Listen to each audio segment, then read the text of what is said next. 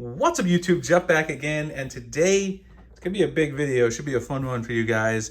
I've been using the S22 Ultra now for about 6 months. It came out in February, and so I wanted to make my 6-month follow-up thoughts on this video.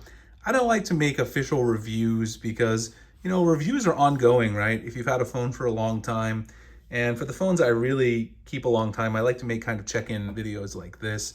So today I'm gonna tell you guys what I think about it after 6 months, the good, the bad, all my thoughts. But before I do that, I do want to mention a new product that I received from my friends over at Basis, the new Basis Blade series. And this thing is fairly awesome. It is a 20,000 milliamp hour slim portable power bank that can charge not only your Galaxy S22 Ultra, but I've been using this to charge my S22 Ultra and my Tab S8 Ultra, which I often take, with me for a day's work with my keyboard case and need to keep it charged up. When the phone's below 20%, the Basis Blade can activate Samsung Superfast Charging 2.0 as it does use PPS fast charging. At the top here, you have a very sweet LED display there that shows you the total amount. In terms of the ports, you've got your USB-A's here and then 2 USB-C's. So 2 USB-A's, 2 USB-C's. Look at the slim profile. And then you guys probably also saw, as I pulled it out, look at this awesome case that you get. It's a nice little sleeve. It's basically microfiber, so if you got wipe down your phone or just wipe down the screen on your charger, it's beautiful right there. So this thing I've been using, like I said, with my tablet and my S22 Ultra setup because it's really powerful. It's got a lot of power. I'll show you guys the Amazon product page if you do want to check this out. It is a very, very nice charging bank. They're going to give me an exclusive coupon code for my subscribers in particular if you want to check it out. It's right there, $99.99 on Amazon. There's a $10 coupon you can clip on Amazon, but I will have an exclusive code for you guys in the description. You can see very highly rated on Amazon as well. You can use it to charge your laptop in addition to your phone, as well as I said, a really big tablet like the Tab S8 Ultra. It can handle all of that and more with 20,000 milliamp hours and 100 watts max output. Very, very impressive. With 4 ports, you can charge up all your devices. So definitely check out this Basis charger in the description, especially if you travel a lot because it's got a nice slim profile. All right, so let's go ahead and get back into the main content of today's video. And the main content of today's video is the Galaxy S22 Ultra review. And today I'm gonna tell you guys everything I love and also a few things I dislike. There aren't too many, I'll be honest with you. I don't wanna, hype it up like I hate this phone. I love this phone. So I bought the phone at launch, obviously. You guys seen all my videos. I made hundreds of videos on this device. I actually bought 2 of these now because I started off with a white one. And we'll talk about that. That's actually one of the problems that I'll mention here.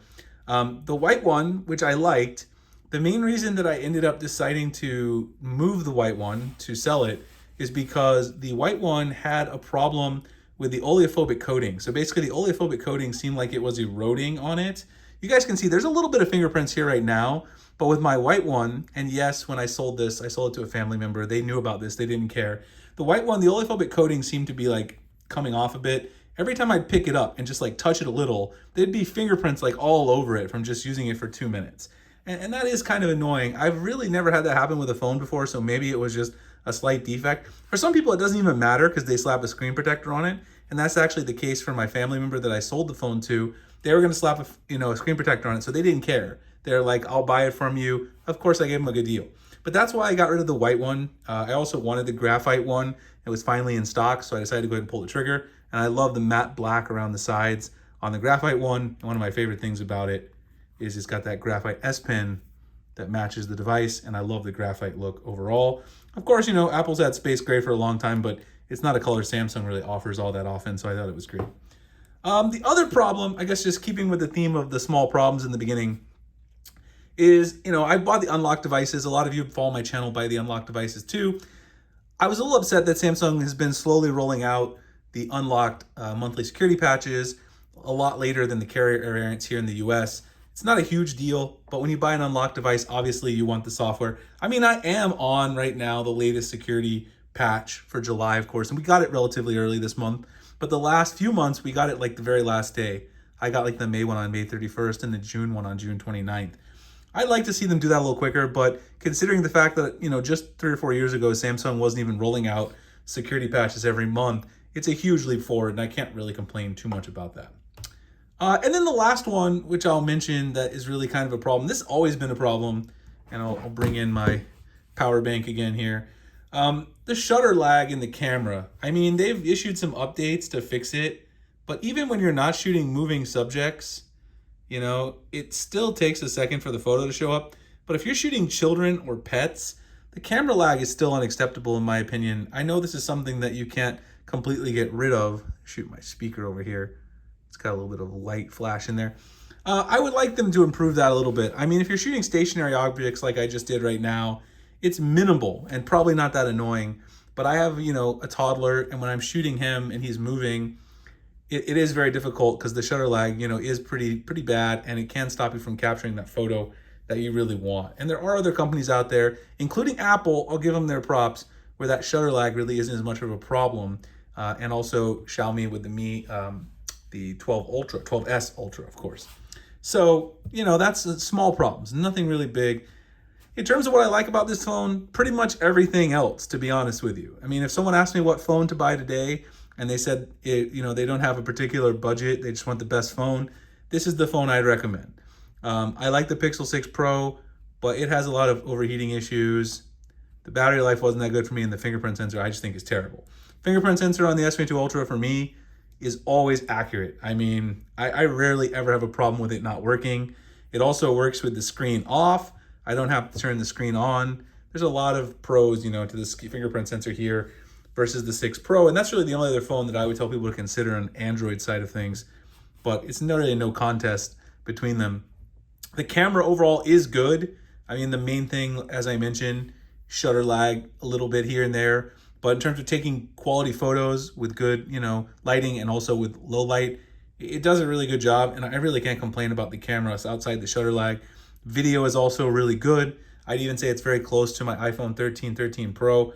I'm often making videos about the S22 Ultra, so I don't use it for video that often on my YouTube videos because I'm using it in the video to talk about. But it is great with both photo and video. Performance has been overall good. A couple of hiccups here and there early on, but they have fixed some of those in later software updates.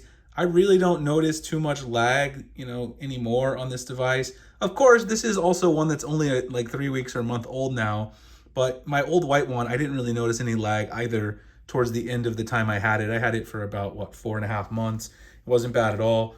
Battery life, you know, a lot of people are going to say my battery life's not that good. I got about 5 to 5.5 hours screen on time, but I spend a lot of time on 5G because I'm out and about shooting content, you know, doing stuff. And also, in addition, I get so many notifications between Twitter and YouTube Studio, and I'm answering them all the time. It's really not that bad considering the number of notifications I get. I really don't have any, you know, issues with like cell reception or overheating like I do with the Pixel 6 Pro. So I'm pretty happy with that overall. What else? Nothing else I can really think of that's bad. I mean, the design of this phone, I really love. Having the S Pen is great. I don't, you know, I mentioned this when I got it. I'm not as big of a fan of the squared off top as I am the rounded on the S21 Ultra, but it's basically just like an old Note device, and I had a bunch of those, and so it doesn't bother me. Plus, if I throw a case on it, where's my case here? I've got the S22 Ultra UAG Kevlar case over there. It's too far to reach. Then you know, it doesn't really bother me whatsoever. So, you know, after 6 months, I really can't tell you there's any problems with this device that would make me tell someone not to buy it. If you're looking for a flagship right now and you don't want a foldable, this is the one to go get. It's really the one to go out and purchase. So definitely consider it if that's what you're looking for. If you guys have other questions, something that I didn't cover, I mean, these are the general things that I think of. Software updates, I talked about that, battery life, the camera, the overall performance and lag, and just the overall experience with the design. I mentioned the oleophobic coating, but that's the only real little thing, and that's probably a confined issue to my unit. So hope you guys enjoyed the video. Like, comment, subscribe, hit the notification icon. Lots more stuff coming, like One UI 5.0 beta videos very soon.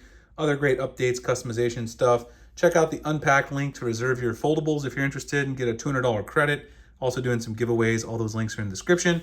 And one last plug for Basis and the beautiful Blade charger right there, Blade series. Check out the link with the exclusive code below. I appreciate you guys checking out this video, and I'll see you in the next one. Thanks a lot for watching.